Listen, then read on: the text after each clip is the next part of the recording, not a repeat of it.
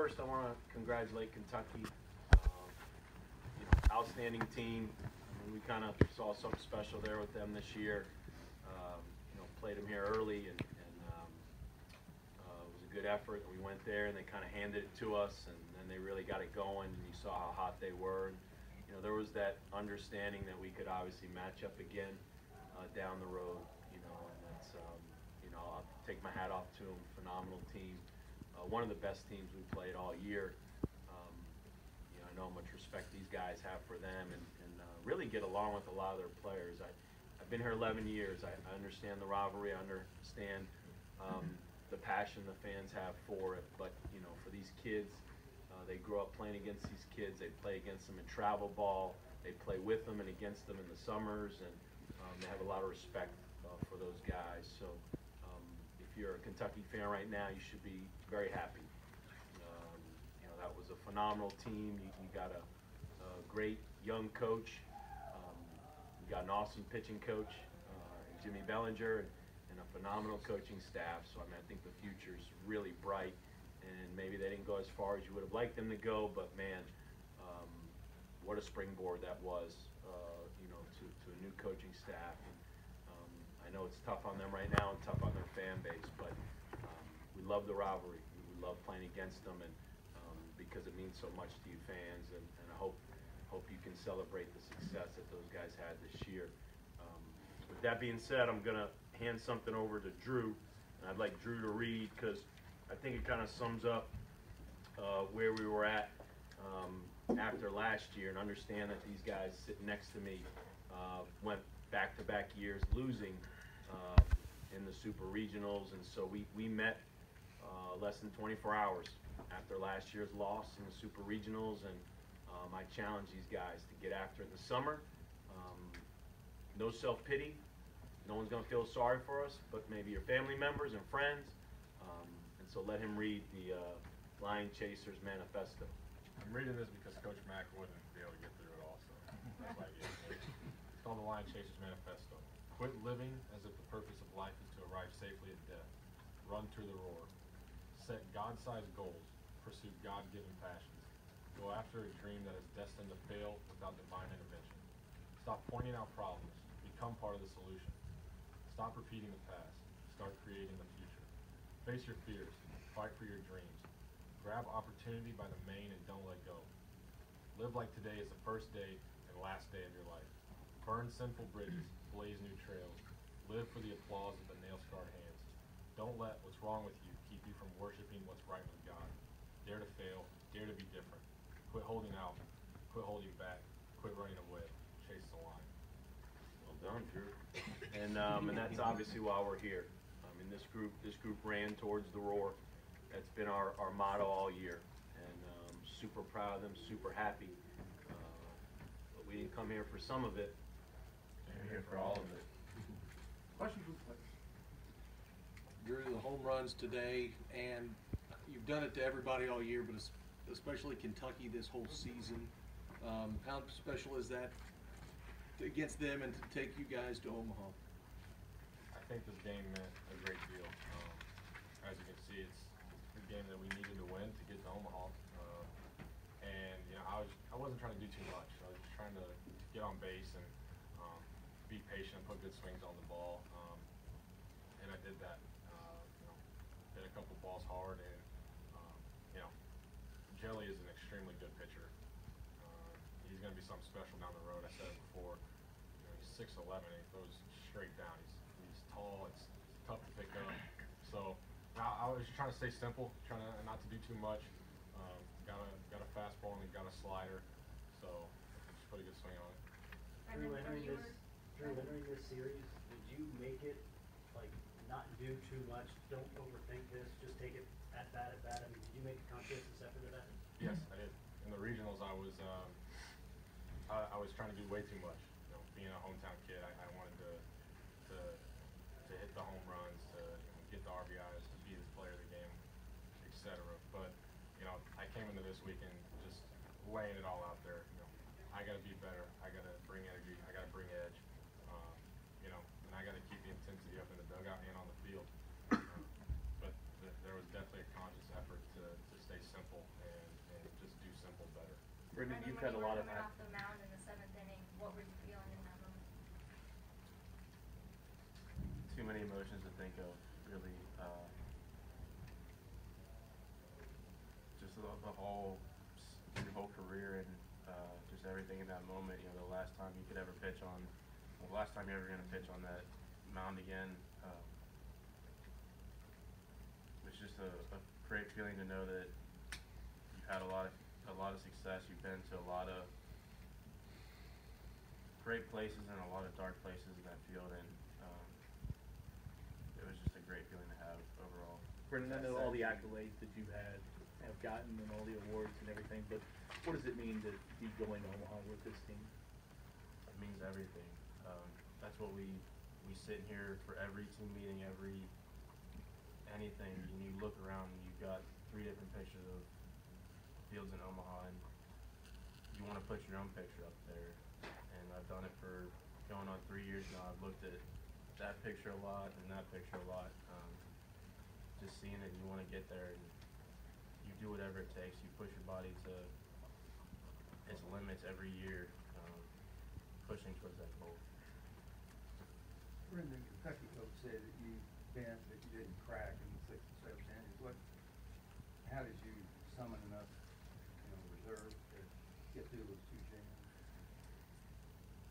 Really, it's just a build-up of your whole baseball career. You've gotten into jams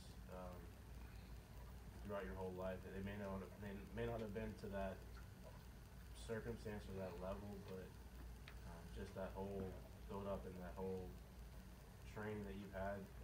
You may not have thought it was training, it just builds up in your mind, and you go to a different place. You go to become almost a different person in that situation. Like I gotta have my stuff here, and just everything becomes a little bit different. Do you have a favorite moment that you've had in the stadium? Today.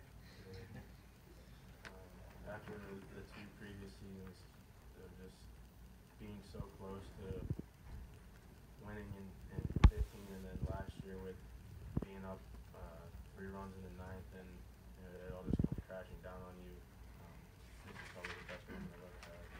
Logan, talk about that catch in the 9th inning.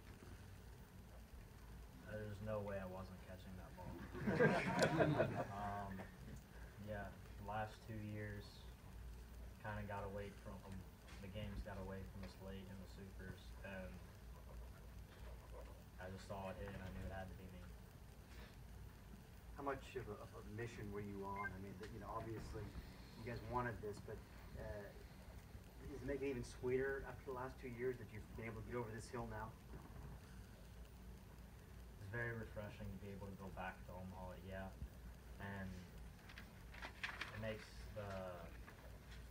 all the work you do and all the frustration that you've had building up over the last 2 years to finally get over that hump, yes, but now that we're here, we still got a mission to do.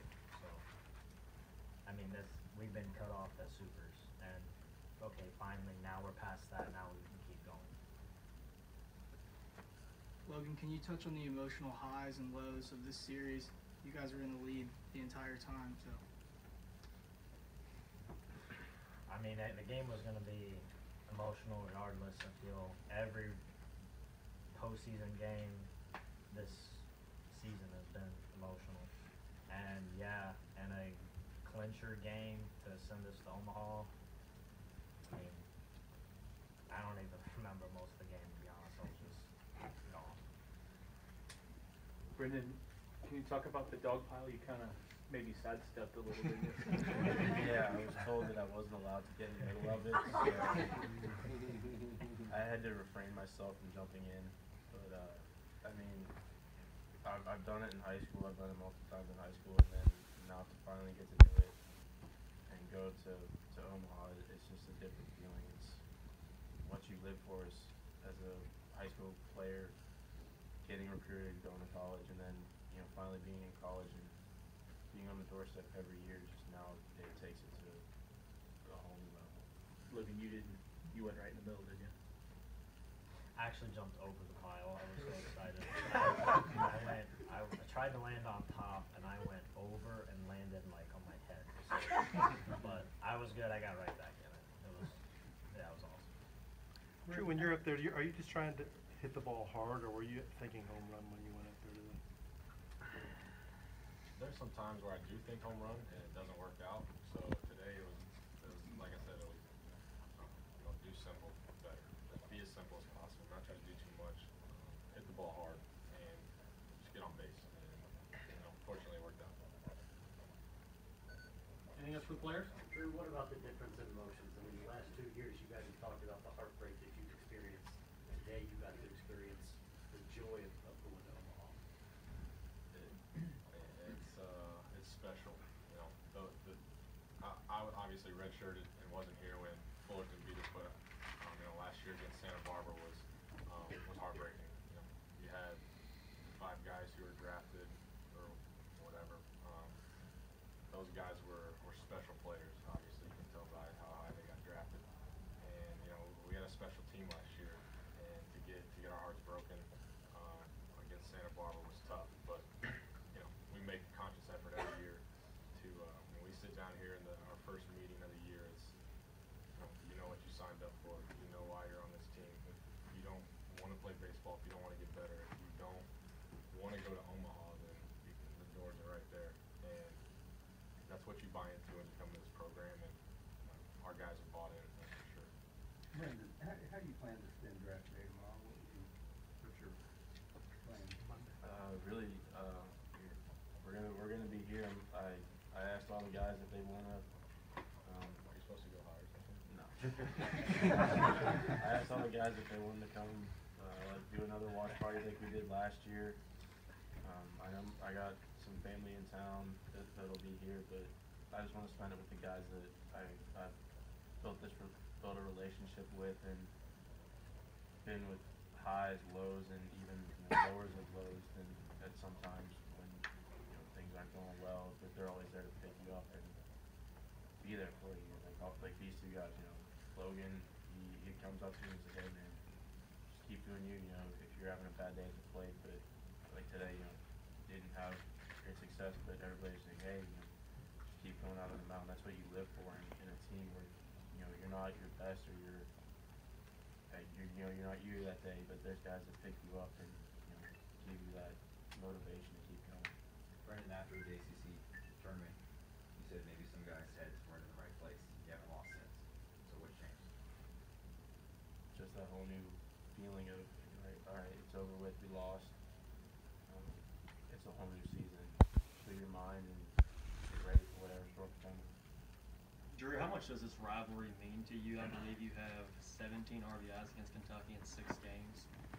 That's pretty big. I don't know. I guess I just like playing against them. It's definitely a big rivalry. Coach Mack says it. It's more for the fans than it is for us. We play. It's just another game, but I kind of put it in my back pocket. Like, okay, we're playing UK. Let's do this thing. And I don't try to do too much, and it showed. Brendan, what's your thought process before this draft now? Now that this is out of the way and that's the next big thing on your list, are you kind of calm, cool, and collected like you always are, or are there some nerves heading into this thing? Yeah, you're gonna be calm or put up a calm front, but inside, until you know where you're going, your name's called. You either got butterflies or just that waiting moment of when am I gonna get called or whatever. One more for the guys? Or not? Okay.